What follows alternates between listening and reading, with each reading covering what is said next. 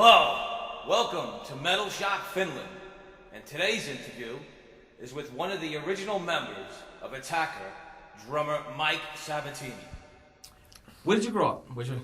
I grew up in Hoboken, New Jersey, the lovely town of Hoboken. So you've been there all since? You never really... Well, I don't live there. Like, basically, I was in Hoboken probably up until I was about 13 or 14, because my mom and dad had separated, and then I moved I was living in Jersey City in the Heights. Oh, okay. So basically, out there. Yeah, so a town away. Yeah. And when I was in my last year of high school, I was living up there, but I never told them I moved, so I just walked up and down the hill every day right there. because I didn't want to change schools in my last year, you know.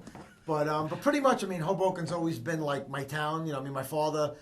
My family and stuff was all in Hoboken, even though I moved out with my mom. So I was down there every day for school. After that, I was always down at my father had a bakery business, so I was in the bakery business. Yeah, we were rolling in dough. So oh no! Sorry, I had to throw that in. Pun intended. But yes, and I lived there. I lived out in Karlstad for a year. After my father passed away, I was in Bayonne for a while. Now I'm living in Weehawken, which is right by the Lincoln Tunnel, and I've been there for like 12 years now. So growing up in the neighborhood when you were a kid, what type of neighborhood was it? Because I know, Hoboken at the time wasn't like it Hoboken was now. Actually when you used to tell people like you from Hoboken, they used to cringe. Yes, because there was actually a lot of gangs. I was obviously the late '60s. I was still a little kid, but there was actually riots and stuff. I guess like there was in all in Chicago and all the other all places. those cities around there, Bayonne, Jersey City. If you went down the shore to get a hotel room when you were in high school, they wouldn't let you. You had to say you were from Kearney. Or yeah, exactly. No, the whole Hudson County area kind of was like a bad word. That's right. Yeah. It was like you cursed at somebody when you told them, especially Hoboken. It was like, oh, you're from Hoboken. I'm like, yeah, why? But it really was. It was kind of a shithole. It wasn't nothing like, now people coming in like, oh, you grew up here? And I'm like, yeah, it was nothing like this. Yeah, it's all Yuppieville. I'm like, we didn't even have a McDonald's, all right? So at that time. Matter of fact, McDonald's opened up when I was in the 8th grade, and I was there the first day to get a quarter pounder with cheese. Just to let you know. I'll never forget it. It was like the big thing. Did you go to school all the time? Did you, were you like a student that? Oh yeah, no, I didn't cut school. I went to classes. I graduated. I went to I did like 2 years at St. Peter's College. Oh yeah. And that's actually where I met Lou, because Lou was in Hades at the time. Right, right. And a friend of mine, this guy Dominic Spina, who was the original guitar player when we were called Warlock before Attacker. Right. Hey, you're one of my questions here, buddy. I'm sorry. But anyway, he actually said to me one day, he goes, hey, that's the guy from Hades. And I turned around, and of course Lou has Hades on his denim jacket. Oh, really? And his Capizio's on and everything back in the day. Tight jeans, Capizios. That's right, the white ones. He had the leather with the denim over it with Hades on it. So that's actually where I met him. And the funny thing is, we always make a joke, and people used to go, what was your major? And it was like, well, we changed once at a certain point, like we changed our major to metal and dropped out. So and we used to take student loans out and buy equipment. I did the same thing, dude. I did the exact same thing. And even to this day, like I'll be hanging out with Lou, and his father will call him, and he'll be like, hold on a second, my dad's calling. Yeah, what's up, Dad? And he'll be like, well, I guess his father says, what are you doing? He goes, yeah, me and Sabatini, we're figuring out ways to get loans for equipment. Like, he'll still say that like a joke. But yeah, we changed our major to metal, and that was it. The world of academics was kicked right out the window. Did you ever get into any sports or stuff when you were in high school or anything? No, like I'll tell you the truth. When I was a kid, I played basketball and baseball, but just like street teams. I was never on any organized teams. Stuff.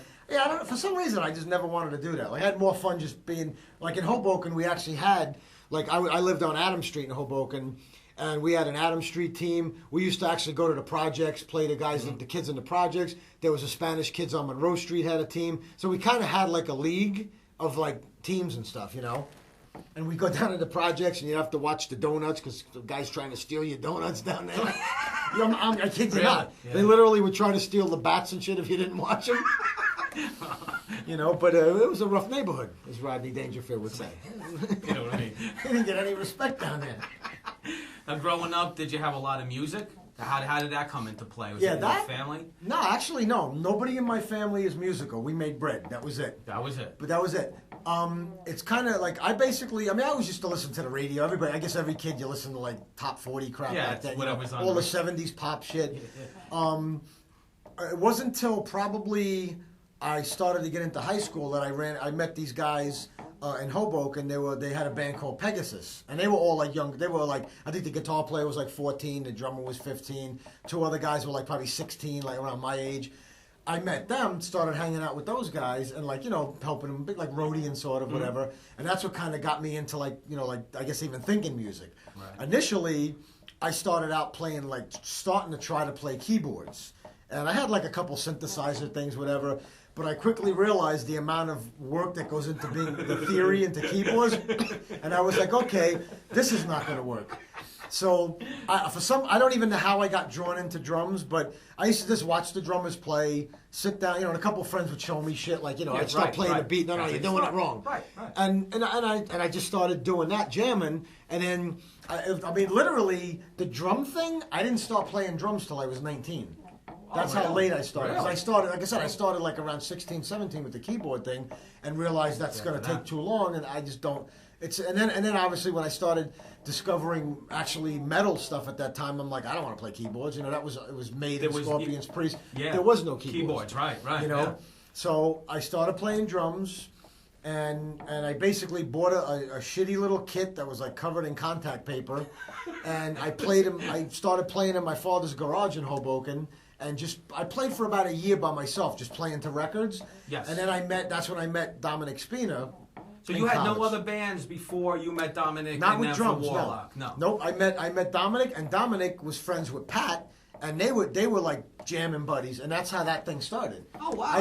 I brought my drums down to Dominic's house on 35th Street and Avenue E, and we used to play in the basement there, and it was just me, him, and Pat, and then that's when I knew Bob, the singer Bob from high school, and I was like, hey, I know a singer.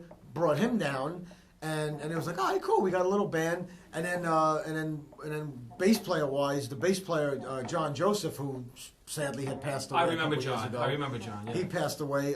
Big Kiss fan. Yeah, he came running in one day, like making these faces while we're playing, like he's playing bass, and we're like, who's that guy? That's Johnny. He plays bass. He came down, and next thing you know, that was the band. That was the whole band. I remember So him. Right. that was like the early origins of it. But yeah, I just kind of picked up on it. Spent a year by myself, playing myself to kind of learn a little bit of just coordination really, and then met those guys and just we started a band. So you never really had a lot of kids growing up had other friends to do it. No. And then it evolved into maybe their first real band. So actually, you were with these guys since the very beginning. Yeah, pretty That's much. pretty odd. That's odd. That's very rare. To Yeah, have, no, me and Pat really have been since day one. Wow. We've been together Wow, through, man, that's all cool. that stuff. That's really cool. Because, like I said, the friends I had when I was watching them play, they already had bands. There wasn't really a lot. There wasn't like a whole bunch of musicians who wanted to jam. So I kind of just had started playing drums at that point. Met them, and that was it. All right, so after you guys got together, you remember your first show at all? Yeah. Actually, the first 4 shows we did was at a little bar in right outside the Lincoln Tunnel. There's these 2 bridges, the 2 bridges from Hoboken that go over? They go over, yes. Well, underneath one of those bridges, it's to the, it was the one, I think it's the Willow Ave Bridge. To the right, there was a little bar called Backstreets that a lot like my friends who I told you started me into playing. Sure. They used to play there. And the very first 4 shows we did were there. And I remember the first show, we went up to my house. I lived in the Heights at the time in Jersey City. I remember going there. We all put our spandex on. We actually had eyeliner on back then. You did the whole thing? I mean, it wasn't real glammed out, but it was just for theatrics kind of. Right, it wasn't like makeup. But yeah, we all had our spandex on, and then we got back in the car and then drove down to the show, and and it was a big thing because you had all the Hoboken kids, all our friends and stuff were there. So it was just one of those things fun thing playing for your friends. What bands were the big influences, I guess, in the very beginning? In the very beginning, it was probably, I remember Well, I mean, it's kind of like back in, I guess, the late 70s, I started kind of picking up on music, like rock music and stuff. And I remember buying, like, I remember why I bought it, I don't know. I had bought the Scorpions Tokyo tapes, probably around 79. Yeah, I had that. I had, like, Molly Hatchet, Flirting with Disaster, right, like, right. stuff like that I liked. And that kind of started to get me, I started being like, wow, I like hard rock and stuff, you know? And the thing, and then I think it was 1980, I bought an album called Metal Mania. It was a compilation. Yes. And it had Scorpions doing Make It Real, Iron Maiden, I think, might have been Iron Maiden or Killers. It had Riot, April Wine, like a lot of those, like all those bands at a time. And that's the thing that really introduced me to a bunch of bands. I think Saxon might have been on it. And that's when I started searching out, like, you know, like I bought like Animal Magnetism from Scorpions. Yeah, right. You know, like Wheels of Steel from Saxon stuff was out in 80. Yeah. All that stuff. Basically, that's the album that kind of, that pushed me into, like, you know, like discovering those bands and being like, wow, I love this stuff. You know, Judas Priest I already kind of knew. Because actually, back before I was even playing any music, I guess when I was hanging out with my friend's band, when I got to be about 17, you know, I'd sneak into, like, used to go to the Soap Factory up in Palisades Park. Sure, right. And I remember seeing Twisted Sister back then. There was a band called Rachel. Rachel, yes, remember that? Yep. The original, the guitar players, the one guitar player, this guy Herb, was friends with some of my friends in Hoboken. He actually was a black belt in karate and went to karate school in Hoboken. He actually, believe it or not, that guy went on to be an Olympic champion. Really? And I've seen him on TV shows for karate tournaments. Like, he's a commentator, this guy. I think his name was Herb Perez. He used, like, a stage name. But he was in the band, and then the singer Rhett Forrester that went on to Riot was their second singer. Really? And I remember seeing those guys. And even, as a matter of fact, our second vocalist, John Leone, he was in a band called Viper. Back then. Man. And they used to do Scorpions, like Rush, Judas Priest, Maiden, all that stuff. I remember seeing them a lot of times, too, back in the day. I wasn't even playing drums then. I was just like, at that point, I was more just starting to get into being a fan of music. Right. But I would be a fan first. But I would see, like, all those club bands, and, like, there was that band Dreamer that Vito Bratta was in it. Right. The keyboard player was on the Uncle Floyd show. Yeah. That was Todd Stoddard. Yeah, they used to play the Soap Factory, too. Rock Palace in Staten Island, I used to go see them there. Shit, yeah, I remember those. So that was kind of like the early, I guess, the formative years that kind of got me into the whole thing, and seeing all the, you know, even somebody who I'm not very fond of, Pete Tertia, you know, seeing Tertia, his Judas Priest tribute. I know. But I mean, all those guys, that was back before I was even playing, and that was what kind of, I was like, yeah, I love this music. Well, we had a good scene there. You had Twisted Sister, still a club band. You had Zebra that was doing their sets and the Zeppelin stuff. Right. You had Rat Race Choir, Phantoms Opera. Yep. And Mike Romeo was in that for a while. And White Tiger. Yeah. Right. So we had a pretty Quick, obviously, was up and kind of, they were newer earlier on, but they, you know, they came right. Towards like 82, 83. That's when they, you know, were big. There was a decent scene here. No, there was a fucking ton of clubs. I mean, it was what you wanted it to be if you were in a band. There was plenty of places to play. People would go to clubs, you know, to see bands, or go to clubs just because they wanted to go out and be out in the scene. And being underage, they still let you in. You know, you weren't supposed to, but they let you in anyway. Yeah, no, they definitely did. You know? I mean, it wasn't as hard as it was now, but because everybody just going in to see the bands. I think there was so much of it going, so many clubs and bands, and people wanting to see them, that it was probably even tough for the authorities to police that many things. Right. Now it's different. Now you've got one club, so now they can focus on it. You sit outside and watch everybody. Yeah, going I mean, now it's like, but back then it was so much going on. It was awesome, you know. And how the first Attacker album? How do you guys come about that? I know there was a compilation that you guys were on first, right? Yes. Basically, I'll tell you exactly what happened. After I had met Lou when he was in Hades and we were in Attacker, I remember we were in the one of the offices for like the registrar or whatever, where you register for everything. And I remember Lou telling me, "Yeah, man, I'm going to be leaving school soon. We got signed. We're going on tour." And of course, I was like, "Oh man, I'm freaking jealous, man. I want to do that too." So I go back to our guys, and I'm like, "Listen, we got to do a demo because we had a couple originals, but we never did a demo." And I said, "These guys are getting signed." He goes, "I want to," I'm like, "I want to do that too." So we booked a studio. It was January of '84 that we booked the studio. Because matter of fact, I had made I had a blue little folder thing that opened up, and I had cut out from the Aquarian paper. I cut out the picture of the studio. I posted in there. I had the date, like it was like my little book of what we're gonna do. Your diary. My diary, and I still have it actually home. I still have that thing home with all this stuff written in it. And we got time? Plenty of time. All right, good. I just want to make sure it's on. I want to make sure I'm not long-winded when I'm running out. But yeah, so anyway, we go do the demo, and I basically started sending it out to all the fanzines, Metal Forces, all the stuff like that. And we actually, I mean, when I listen to the demo now, I cringe because it's like, the playing on it was like, all over the place, and because we were young. But people would like we were getting like these great fucking reviews, so I'm just like, okay. And I think it might have been the Metal Forces review that kind of got us to deal with Metal Blade, because that dude did a great write up, and he was like, somebody better snap these guys up quick, blah blah blah, whatever. And before you know it, I had sent it out to labels, obviously, to different labels. We got like the standard form letters back from the major labels. So thank you for your submission, blah blah blah blah. But Metal Blade. Brian Slagle sent us a thing like out of the blue. I just get a contract in the mail, and I'm just really? No calls in it, because back then it was different. They really you either mailed or made a phone call. That's right. Right. So we basically got a contract in the mail for Metal Massacre 5, to put the song on it. So, of course we're all like screaming happy, whatever. So we actually went in and re-recorded that we put Call on the Attacker on that album, and we actually went and re-recorded the song because, again, the demo we felt that wasn't as good playing wise, and it was an 8-track recording. It wasn't even 24-track. So we wound up re-recording it, and Brian Slagle was like, "Hey, as long as it sounds, as good or better than it did, that's fine." And it wound up being, I guess from the point of that demo to later that year, we progressed, I guess, as players too. So it was actually more in line with what we sounded like with the record, because actually Call on the Attacker is the same exact recording that's on the album, on the Battle at Helm's Deep album. We just did a couple different things and remixed it, and maybe redid the vocals or something. I forget what we did. So that was it. He just gave it to you. Yeah, it was like I get home from whatever it was, work or whatever I was doing at the time, and I just get as a contract in the mail from Metal Blade. Of course, we're like fucking, freaking out. I'm like, oh, we got to do. I know. As a kid, I got the album, and I was like, these guys are from around here. It was like a big deal. And I was always intimidated by you. By your band. And then I went to college. Jimmy Mooney, who was actually a relative of mine. I found out later on. Really? Yeah.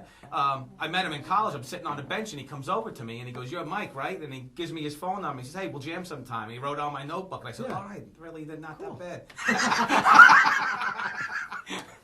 But that's how that transpired, But you didn't sign with them again, right? The second album you had? No, well, basically, what happened? We did the compilation. Then after that came out, I guess we had gotten enough good reviews from it that we got another contract in the mail for the whole album, right? Okay.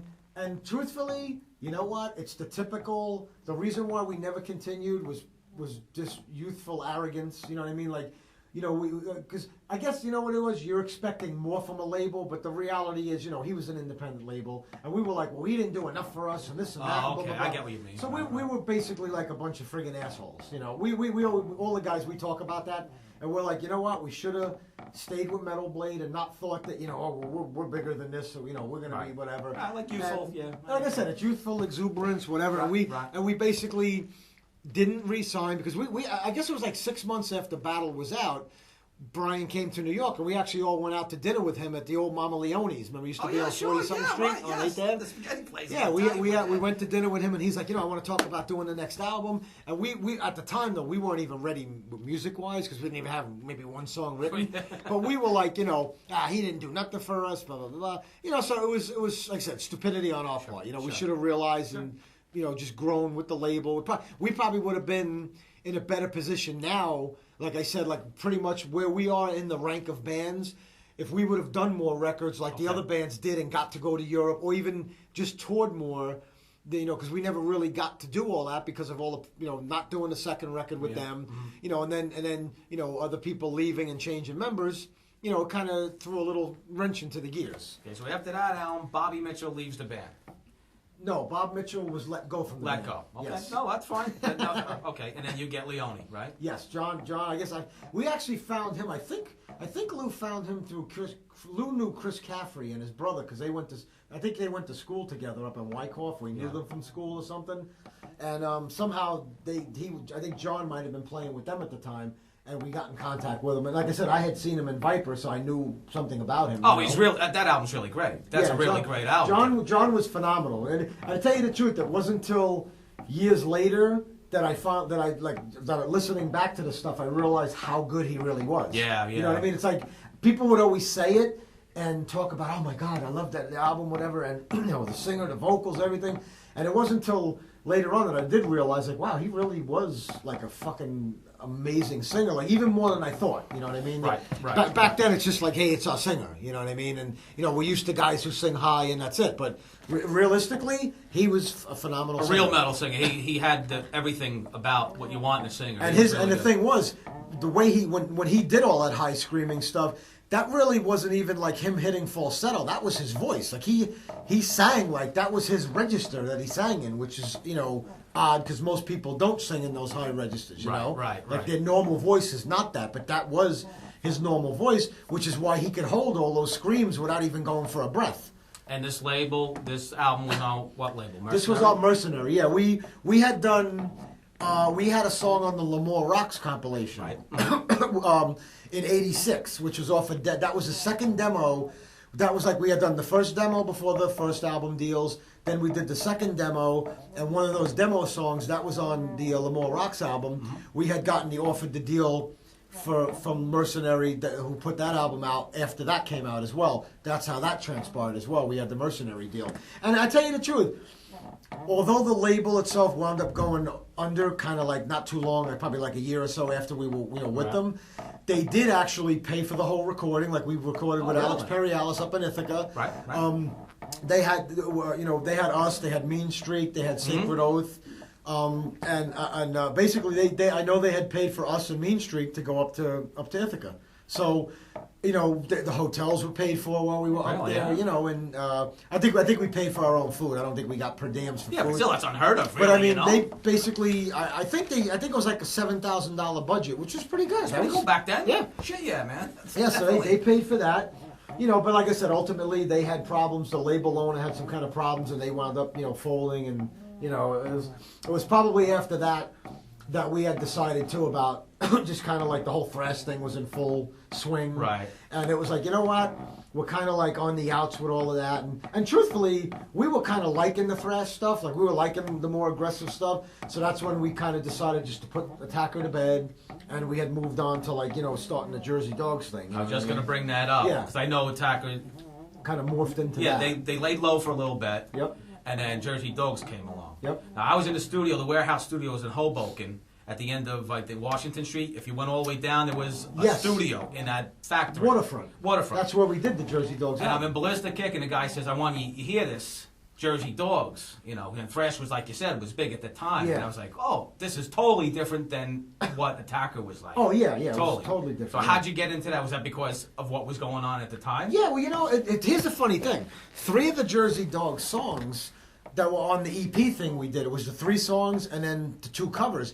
Those 3 songs were written originally, were going to be Attacker songs, but they kind of were morphing into this more aggressive thing. Yes, right. So when we decided just to let it go, Lou was basically, all right, you know what? Let's take these songs which were more aggressive and start with them and just use them. But like I said, I was into I was liking the whole Metallica, Megadeth, Testament, all the bands, Excess. We actually liked the stuff. Right. So it was kind of just like we grew into that at that point. You know what I mean? Who was singing that? Lou singing on that one? Lou sang on that. Yeah. He was like, fuck it, I'll do it. You know what I mean? Because really, a lot of thrash singers ain't great singers anyway. Some are good, some aren't. But he was more like almost like a baby Lemmy, with the raspy voice. And we used to call him Lemmy Lou. That was his nickname. Lemmy Lou. Matter of fact, the very last show he did with Hades, they played the Union Jack, right? It was the last show before he was leaving to join Attacker back in that day. They actually did. I think they did. Love Me Like a Reptile. And he actually sang it that night, too. So that was like an inkling of things to come, that he could do Lemmy and be like, that kind of singer. So when does Attacker start getting back after this? Actually, when our friend and your relative, Jim Mooney passed away in 2000. Oh, so it was a while then in between, right? Oh yeah, we didn't. Here's what happened. I guess it was probably about 90. I guess about 97, 98. We were contacted by Dennis Golby from Sentinel Steel about re-releasing the stuff. About re-releasing the Attacker albums. He had actually contacted Bob first, and then Bob got in contact with me, and I was like, yeah, I got all the master tapes and all that stuff. So we had gone through that whole process with Jim, and everything. All of us going. I remember us. We all went to the studio where we did the first record with Dennis Golby, all the guys in the band. I think except Lou didn't come and I think Bob didn't come. It was me, Jim, and But Pat. Jim had left. Didn't he leave earlier? So he comes back again. Jim had we didn't get to that. Jim had left. After John Leone had joined the band, Jim had left before the second album. We were just kind of starting to write music, and he had left the band, and he honestly, we don't really know why he left the band. We were rehearsing one day, and John Leone was doing a scream in unison with one of his. He was holding like lead notes or something. Sure. He flipped out and was just like, "Don't scream over my lead." And we were all like, "But Jim, it actually sounded good. He was good." Yeah. And he literally shut his amp off, took his stuff, put it in the car, and left. That was it. We never had an explanation. I didn't speak with him for about 4 years. Until he was doing that. He was doing a band called Night Hunter, which was with Bob Mitchell, who wound up joining him and a couple of other guys from Bayonne. I think it might have been like Tommy Akel, who you know. Bobby runs around with the same people all the time. Yeah, exactly. I know. And basically, it was all those people. And I guess he did that for a while, and then that I don't know what happened with that. That petered out. And then I honestly, after that, Jim and I started talking again, on and off, and pretty much like up until probably like from the mid '90s to like when he passed away, I would talk to him like once a week. Like we'd go to shows and stuff and do different things together, just talking about music, whatever. And then the re-release thing had come up, so we did that, and we actually had jammed a couple of times, or the original band, but for some reason it was just something that just didn't. I don't know what it was. It just the timing wasn't right, I guess, for it to happen. You know what I mean? Some things it's got to feel right. It's got to feel good, right? So anyway, we just had let it go, and then we found out about Jim's passing, and Lou's the guy. Lou actually had said, you know what? We should actually was actually at the funeral home the night of the wake. We actually said, you know what? We should. Lou said we should do another album and dedicate it to Jim. And that was the whole impetus for us to get back together. But at the time, we weren't talking to Bob because Bob had done some interviews and said a lot of nasty stuff and a lot of stuff that wasn't true about things. And we were just like, you know what? We'll do an album, but I won't deal with him. So we were trying to look for singers and all this stuff. So, couldn't find anybody that could do what we wanted. Yeah. And then Bob had contacted me kind of out of the blue.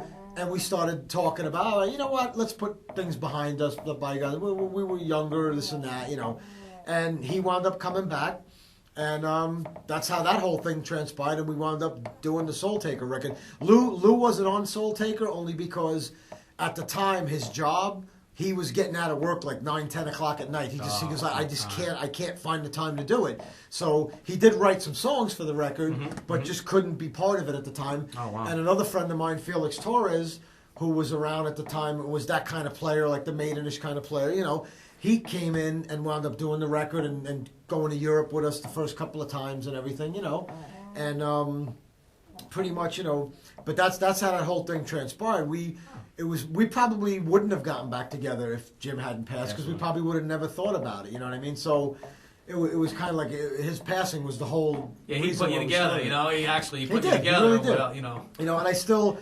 I'm still in contact with, his ex and Lisa, stuff, yeah. Nikki Lisa. Yeah, I talk to her once in a while. Yeah, I mean, I see her around. Like, if I post things on about Attacker, she'll always, write something or give a like. She's still interested in you guys. I see her at barbecues and stuff, and always I'm friends with his son Brian. And stuff. Yes. Mm-hmm. And, I've seen Brian post some things, because again, Jim's part of what made Attacker what we are today. Is he's part of the legacy. That's right. That's right. He was the main writer on the first album musically. To creating what the style what became our style, so to speak. So that's the Unknown, the third album. Unknown is the fourth, actually. Fourth album, okay. Soul Taker was the third. I'm sorry, that's right. That's okay. When do You're fired. Yeah, okay. Edit. When do you start going overseas? Yeah, Soul that was Taker? another crazy story.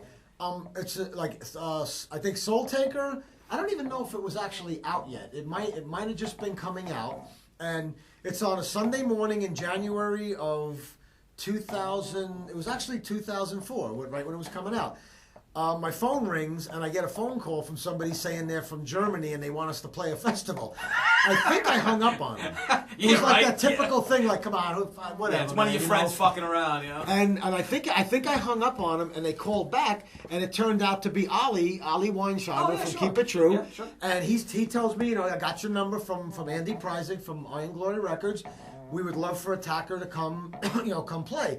And initially, actually, wait a minute, no. I had gotten a call. That's right. I had gotten a call from him earlier on, probably in the fall of 2003, about playing. But at the time, he was like, well, we really can't pay you much money. And I was like, I don't think we could do it because nobody's going to want to pay. And we let it go. And I had said no at the time. And then I got the second call. And I think at that point, because maybe we just got starting to get more excited about the band. And the first time I was like, oh, well, we can't pay for ourselves. Everything's got to be paid for. So he called me the second time, and I said, well, let me talk to the guys and see. And so we had a band meeting, and we basically said, look, we got a chance to go play in Europe. Now, I said, we got two avenues we could approach, we could drive up here. We could either say the band is a business and we have to make money, in which case we're going to drive into that brick wall right there, and that's it, we're done. I said, or we could say, look, we were never that huge to begin with. We had what we had, and we can, treat it as a vacation that we get to go with our friends and play music. What do you want to do? And everybody said, you know what? Let's do it. And that's what we did. Right? Yeah. So, and that was it. We got in, we went to Keep It True. Pretty much like shitting our pants before we go on, because I'm like, is anybody even going to watch us? Because, you don't know. That's right. I mean, the band before us that was on is band Wizard from Germany. They had the crowds going nuts for them, and I'm like, man, we're going to come out and it's going to be like everybody's going to walk away and there's going to be 10 people watching us, But lo and behold, it was like the total opposite of that. Like everybody remembered everything, You obviously having been over there, Thank people God for have Germany. your albums and everything. People, anything you put out, they got the vinyl. They had everything. They had the cassettes of the first album, the vinyl, Beautiful, right, the reissues. right. They had anything Jersey Dog stuff. They had Sleepy Hollow stuff that Bob had done. They had everything. Everything Fans they've are ever best done. there. They're really into this stuff, it was the best. I mean, yeah. it was so cool meeting like all those people and people from all different countries showing up right. at these That's things. right. Like people around here won't drive 2 hours down South Jersey to see a show. It's got to come to New York or right in our neighborhood. Well, that's what I was going to say. The shows here, forget about. Why even play anymore? Exactly. Well, that's the truth of the matter is we don't play a lot here. We'll do we'll probably do a record release show when the album's done. Yes. Maybe try to put together a really cool show with a lot of cool bands and do something bigger. But other than that, why do you want to keep knocking yourself out? Because there's just not enough audience to sustain. You get disenchanted and disillusioned. That's right. And it's like, you know what? I'd rather play one show in Europe to a great crowd of appreciative people and have a great time, and that's all I need for the year to get me through and want to keep doing music. That's 100% correct. I mean, here, you know what? There are people our age that are still into the music, but they just don't go out. No. They don't want to go see bands. They just don't have it. And they may go once, but it's then you can't do it on a regular Right, basis. right. You know what it is? If you're going to play here in the U.S., you have to make it an event. You have to try to make it something that's bigger than just you're just playing every month. And try to not play very often, and when you do play, like I said, make it an event that people might want to come see, because you don't play a lot. It's not I'll see them next time, because you're not going to play a lot. It's not worth it to do, So now your fourth album, Hey the Unknown. Thank you. Got that right. See, I know it. That's on Sentinel Steel again, right? Yes. Okay. Now Bobby leaves after that. Bobby was let go again after that. Basically, both times it was really. He's always said that he was, that he left the bands. I just say left because I don't know. Yeah, exactly. But honestly, it was a case of him not doing what he wanted to do. But the difference is that instead of just owning up to the fact that, you know what, I got, I was let go. He never, never admitted to it, and whatever. You know what? If that's how he wants to play it, go ahead. Right. I've had many people write to me and say, listen, I heard that he didn't leave and he was let go, and I said, well, I said, listen, look at the way things played out, as to why things went the way they did as far as him with other bands. Why wouldn't you just come back if you left and decided you want to play again? Why wouldn't you just come back to it? Well, that's what I was going to bring up. He leaves your band, and from what I read, that he was doing a cover album with a whole bunch of different songs. Right. And that's all he was going to do. Right. Then I read that he's going to tour with that album, do a couple shows with that. Right. Then I hear now he's getting back with Sleepy Hollow again. Right. So now I'm really confused. As a fan, I'm saying, well, why leave Attacker, say you're not playing anymore, but then get back to Sleepy Hollow? Well, that's kind of what most people saw. But you know what? Again, I don't really want to dwell on him only because the things that go on between people in bands, it's more personal. Sure. And from fans' points of view, they don't understand it. And and again, I don't want to be bashing people, whatever. Right. We had our disagreements, whatever, and that's pretty much it. I mean, things are what they are. He's doing his thing. I'm doing my thing, and that's pretty much it. I mean, like I said, it's no, it is what it is. What it is. People can read what they want from it, make their own conclusions. But again, as a unit, bands have to work together and be happy. And when it doesn't work, the people who are creating whatever tensions or whatever sometimes have to go. And that's pretty much it. Like I said, listen, my buddy Tom is the drummer for the band. I've gone to several of their shows. I support him. I support the band. You know what I mean? It's just like I said. I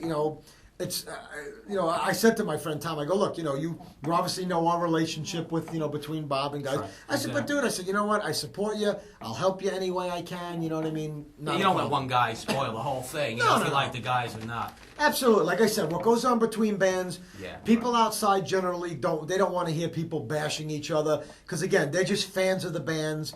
And it's really, like I said, you don't want to come across as, like, oh, well, you're the bad guy or he's the bad guy. Right. Things just don't work between people. And sure, there's feelings, between people whether they like each other or not at this point. But again, it's between us. It's not between with fans. Everybody's, everybody's doing their thing musically and has the right to have people dig what they do. Right. So now after this happens, okay, right. what are you guys doing? Like I said, at that point, that's when we had found Walter Figueroa, the young singer. Right. And he came in, great singer, phenomenal. I think one problem though, I mean, the fact that we're in our 40s and he was like 20, 21, I think that was a little issue because it's because again, relating to somebody who's that young. When I think back when I was 20. I wasn't even talking to people in their 40s. Yes. They were like, you were like almost dead when you were in your 40s Yes, that's back right, then. that's right, When that's you were a right. kid, And basically, I think the truth of the matter is we should have taken some time off. And I think we rushed into it, too quickly. And the band itself needed a break. We needed to take a break. Things within the band internally were not good. Like a bunch of us were kind of just like arguing about little, stupid band things. But truthfully, we should have took a break. You know what I mean? We should have just said, hey, you know what? Let's sit down, take a breather, take whatever, take a year off even, and just kind of like, enjoy life regular, and then regroup and figure out what we're going to do. So that thing kind of imploded. Walter wound up leaving because it was a bad scene within the band. Things just, there was tensions and stuff, and I could see that he felt it, and it just wasn't a good atmosphere at that time. Yeah, he's coming into something that he knows nothing about. And exactly. And all of a sudden now we're just not really, things aren't great within the band. So it was best. Things had to happen that way, and we let it go again at that point. And I guess it was probably like maybe like a year or so, 2 years after that. I had put an ad out for another singer. I had run into Anthony Cross. Who was coming in, was going to try to do it again. And now at that time, first of all, he was a different type of singer. He was more of a mid-range voice singer, not the high type, screamer. So that was one kind of problem where we were like, all right, you know what? Maybe we'll try it and just do it and whatever. If people don't like it, whatever. But also at the time is we had some issues. Some of the one of the other guys in the band had some personal issues going on. So technically, we have Anthony's going to be the singer, but now we didn't have a full band working. So it was just it was a whole mess. And again, we're trying to kickstart it, but it's just not things are not in place to be kickstarted. Yeah, you're shoveling shit against the tide, no matter how much Absolutely. you do, it ain't working. There was you know? nothing we could do, and it was like, you know what? Again, it was like, you know what? Let's just kind of let it go for now, you know. And basically that's what we did. We pretty much for the last, I guess, year or so, it's been like just dead in the water. You know what I mean? Just not even thinking about it so much. And I literally probably in the last year, I even kind of said to a few people, I doubt Attacker 11 will even come back. I said, I said I just don't see it. You know what I mean? Because different people, like I said, with things they have to deal with in life and things going on. Sure, right. And pretty much nothing happening. And then I just read that you got Bob Lucas in there. Yep. And then I heard the song, which is great. I admit it's really fucking great. Thank you very much. I'll take my $10 now. Hey, you told me $8.50. But no, I really like it a lot. It's got, like I said to you before, the Halford Resurrection thing and Primal Fear in it, which I love all of that stuff. Right. So how did Bobby come along? Did somebody introduce you to him? Or? Well, I actually met Bobby Lucas for the first time ever. I mean, he's from New Jersey. He lives like 20 minutes away. He started Seven Witches. He was in Seven Witches. He had his before that. He had his band Morbid Sin, which was his band. Right. That's where Jack from Seven Witches had gotten him and some of the other guys to come into there. But I actually met Bobby at Keep It True in 2005. Oh, really? I went to that one just as a fan to hang out and stuff, And I met him and Mark Edwards for the first time. I met Ski from Deadly Blessing the first time. Now, these are all Jersey guys that I never even saw their bands in the 80s, never met them in the 80s. And what's funny too is Bobby Lucas had said to me that his band Morbid Sin, they were around in like the late 80s. He said they actually opened for Attacker at Billy O's in Staten Island. Back in like 88, 87, 88 when we had John Leone. Excuse me. And I honestly didn't remember because I didn't. There's so many bands at that time. I didn't know who was who on the bills. But I literally I met him the first time in 2005 in Germany, and I had seen him around occasionally after that, like when he was doing some cover gigs the last couple of years. Right. He was in the Iron Maiden tribute Sanctuary. Sanctuary. And actually, I believe it was Mark Edwards. A couple months, 2 months ago, had said to him. Mark had mentioned to me about what's going on with Attacker. I'm like, nothing really. We can't find a singer. Mark said to him, hey, why don't you, sing, call these guys up and, see if they want you to sing. And Bobby was like, yeah, you know what? Because Bobby, said he always told us he was a fan of the band. He had the first album, all that stuff back in the day. Being like he was local, we were local. So like you said, it's the same thing. It's like local guys, whatever. Yeah. And, he wrote me on Facebook. And, just, hey, man, you know what? If you guys are interested, I'd love to sing for you guys, blah, blah, blah. And I was like, I talked to the other guys. And now this is right at the time when myself, Mike, and Pat decided after my friend Tom had told us, hey, why don't you just get together and do an album? We're like, hey, wow, all of a sudden we got a guy who might want to sing, and he's an awesome singer. Yeah, we're like, fuck it, you know what? Let's have him come down and jam with us, whatever. Give him some songs, And he came down. He did a good job. He was actually said he was nervous, actually, believe it or not. I was like, yeah, man, I missed some stuff. I was nervous, and I was like, listen, I know you're a great singer. I've seen you live. I've heard the work you've done. I know you can do it. No problem.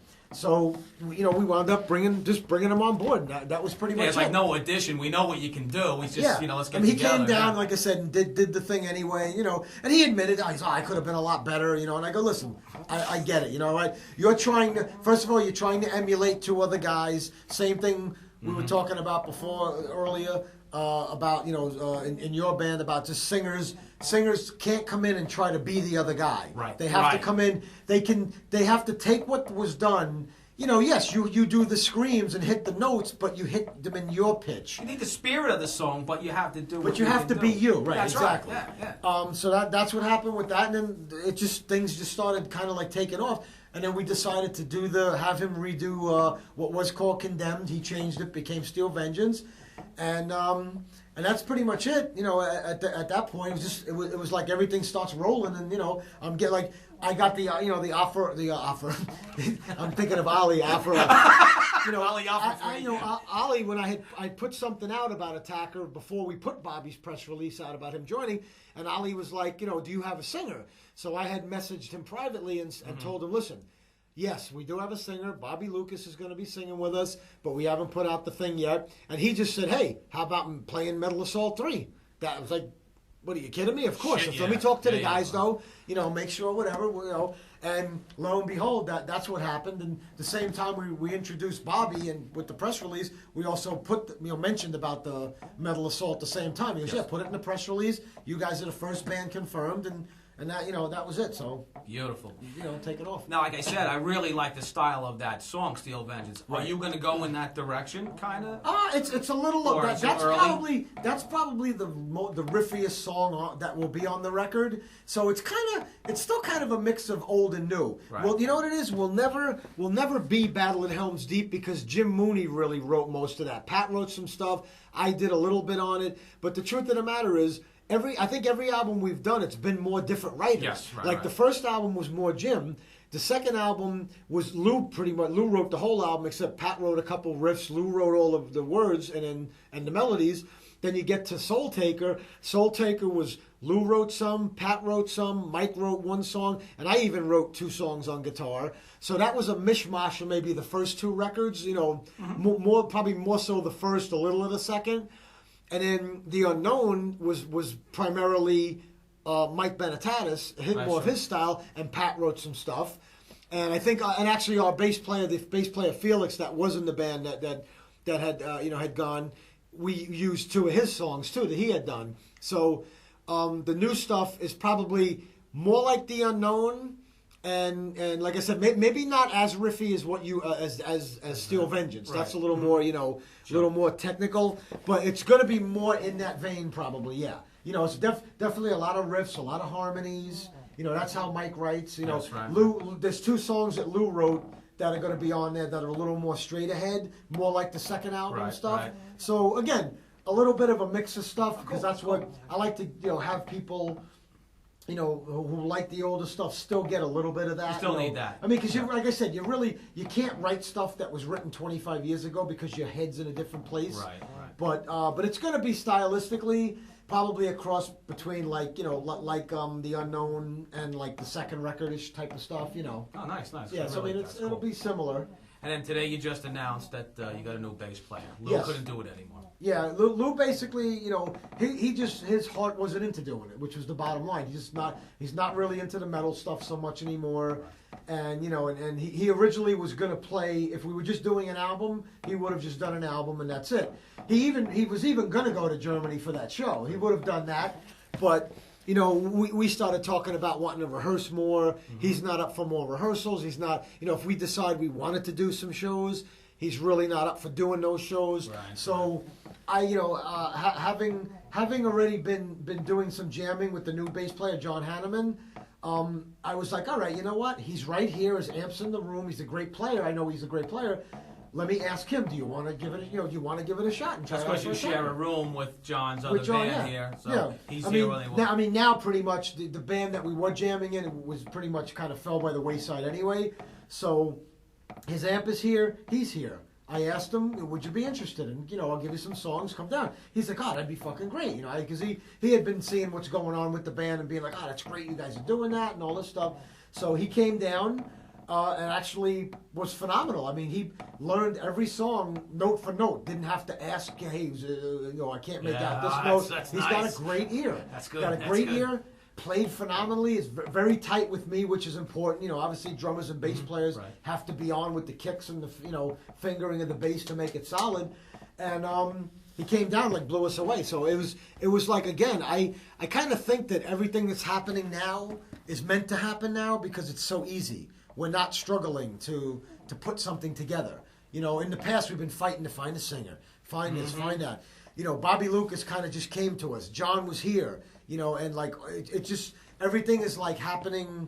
It's like the cosmos or all the things planets are aligning, and it's Right. and it's just happening without an effort. So Falling right into place. and that's great. We couldn't ask for a better situation. That's cool. right now. That's We're really very cool. happy about it. So I'm sure you got any label interest right now. Anybody? Yeah, I mean, again, I don't want to say we've had, so, I mean, obviously, Sentinel Steel said he's interested, and, I've had some other people, mention interest, but we're going to wait until the record's done, completely done and mixed, and then see what people's interest is. Because, again, I don't want to entertain an offer until the record's done, because if it winds up being, better than what we can even hope for, you may get a better deal out of it. You may get a little more, a little less, or we may actually put it out ourselves. We may go that route too. We're not 100% sure, but we'll wait and see. But I mean, at least we do have some interest. So worst case scenario, if the money wasn't there for us to put out, somebody will be able to get somebody to put it out, be able to get it out for review, get it out to for.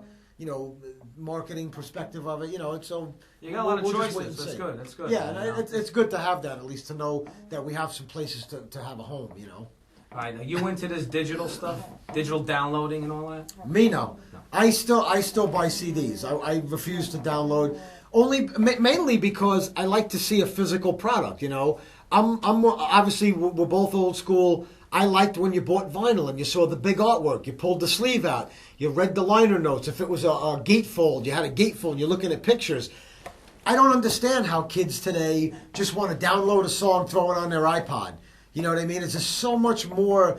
Music was about what you were looking at and listening to. The whole experience. You went to the store. Yeah. You met other guys at the store. You talked about bands that he had an album, you had this. You talked about that. Exactly. You bought the same album. Yep. But nowadays, it's not like that. And the bad thing is they do it for free now, too. Exactly. Well, yeah, because they find somebody who's already downloaded it or just give it to their friends or whatever. But, I mean, how many albums did you buy that you just looked at the cover? Well, and you're like, wow, that's a cool cover, or wow, this is horrible, I gotta buy this album. You bought the album basically for the cover, hoping the music was just as cool as the cover. 90% of the time, it was. You might get a clunker here and there, right? But most of the time, the album was cool, the music was cool. But that's the thing that I don't think these kids. It's a whole different. Just approach to, like you said, we used to you'd go into Greenwich Village and go to Bleecker Bob's, the record factory, Sounds. It's only rock and roll. All these stores that had tons of, all it was rows and rows of metal albums. You know what I mean? Yeah, right. All these, and you were buying albums from bands that you probably they were obscure as anything, and you were buying it thinking they're probably like this big band or something in Europe, and they were just like indie bands that we became.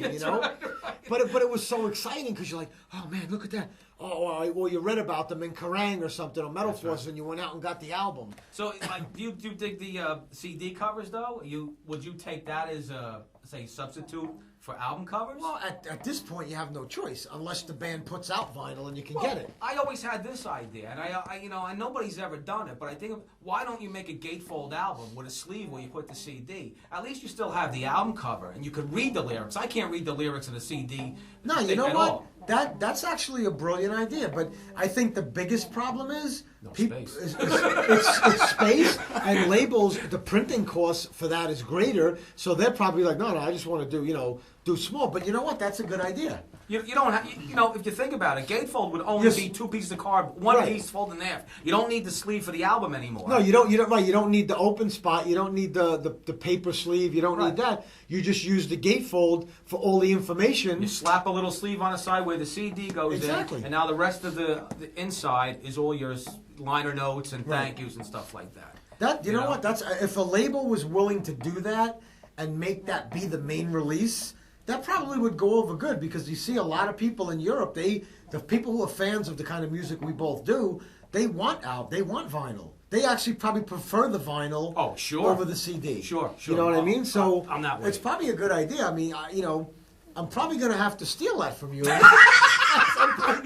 I was looking into it and trying to find a place that would do it, but I really can't. But I never really put the idea to a company and said, "Could you do this?" But you know what, Mike? That is a fucking brilliant idea. And if you put, the one thing is, you have to give for them to buy the album. You have to give them something that they can't get on the internet. Right. So put a poster or a picture in there that you can't get off the internet. Right, because you can download a picture right off the internet. That's right. But having, like you said, having a poster that comes with it or something special with it that you have to buy it to get. And again, you know what? We don't sell tons of records. So you might as well do special things for the special people that really love what you do, because they are special. Right. The fact that they support what we do after all these years, or even you guys were a newer band, Arctic Flame, but again, they still support it, and they're the ones we're doing this for. You know, we're putting the record out so they can have it and hopefully like it. It's not really for us. They're keeping it going. You gotta, you know, at least we could keep playing and doing whatever, but the truth is, you know, if nobody's really giving, you know, making us excited because something that we did touched somebody. And it meant something to them. If we don't have that, we might not continue. We might just be like, what's the yeah, think about when you were a kid, and like you were just saying, you go over to one of the record stores and find an album that, you know, and you go home, you listen to it like, wow, what a great fucking find I just got. And you become a fan of that band forever. And you're going to buy those albums. You know, you're going to support them. And like you said, we've become fans of bands that, you know, the albums that I had on vinyl, I mean, I've gone out and pretty much got almost all of them on CD at some point because you can't stuff the vinyl. You know, nobody's come out with a vinyl player for your car, you know, or you got like, hold on. You're going through your albums on the front seat. Don't hit a bump, you know. It just doesn't happen that way, you know. Yeah, exactly. The ham and eggs. You got one of those record players in your car. Exactly. Imagine that. Or you know, or like it's funny too because I remember when I was a kid too. I had another album I had was Alice Cooper's you know, Welcome to My Nightmare. Right. And I remember I basically had one of those little record players, like it was the little ones in like the cardboard boxy thing that you opened it up. The close and play. Yeah, the close and play. Yeah. I remember laying in my room like listening to like Cold Ethel. And there was a little speaker coming out that was built into it. The little 5-inch speaker. It was like a toy. It was a plastic record player in like a pressed cardboard case. That's right, I had them. It was a blue pressed cardboard case. And I'm laying there like how old I was listening to Cold Ethel. You know, that was all. And that actually was probably before. Like all this, when I got into the Scorpions, I guess I had like little shots of things where I would pick up albums and, you know, I would buy like Magic Man on like 45 and like, you know. Right. But again, that all that shit, I guess, is things that little by little got me mentally into the hard rock thing. And then by the time the early 80s or 80 came, that's when I went full blown into the metal thing. Just thinking about that record player, like laying on the floor in my room, listening to fucking Cold Ethel. So I guess basically that's it. But I mean, do you guys have any other plans beside the album and going to Germany? Or, I am going on a cruise this Friday, but that has nothing to do with the band. Actually, Saturday, excuse me. Really? We are going to Bermuda for 5 days. Wait, are you coming out of Bayonne? Yes. Going to King's Wharf or whatever? Probably, yeah. Me and my wife were going to take that one, but this they ran out of. Swear to God, we were going to do that. Get the fuck out of here. Swear to God, Mike. I ain't Really? kidding. She wants to go on a cruise so bad. We're leaving this Saturday. And we were waiting. And we're waiting for a cousin of mine to determine if he wanted to come or not. Sold out? Yeah, I think so. Otherwise, we would have went. We were supposed to go just on imagine like we didn't 5 days. That we didn't have this interview and like we're just on the ship and I'm down there in the casino throwing money in the. What the fuck are you doing here? If I do that with my wife again, she goes everywhere we go. I know somebody, no matter where it is, you know. And she wouldn't believe it. She would absolutely not believe that I would know you on the ship. Yeah, no. Fuck, man! If I knew that, I would have definitely said, "Go ahead, let's go." Yeah, I mean, we booked this like months ago too. We booked it like back in the fall. Oh, Jesus Christ, man! That's pretty funny. Motherfucker, maybe. Because what happened? A friend of ours wanted to come with us, and he said, you want to go? And I said, we wanted to go this weekend. Right. But then he said, I don't know if I can get off during the beginning of the month because of my job and shit. But my wife was like, you know what? Who cares? Maybe we'll go anyway. But it just didn't go. That's We're going back in June. That would have been fucking funny. Oh, that would have been good. I could have told my girlfriend to go. Hey, go do what you want. Because actually, it's my girlfriend, my mother, her mother, and stepfather. Because that was we actually got that for them. That's their Christmas, birthday, Mother's Day, all in one for everything this year. For that year? Yeah, for this year. So that's their gift. So yeah, I would have been like, yeah, you guys go, whatever. Me and Mike will go hang out.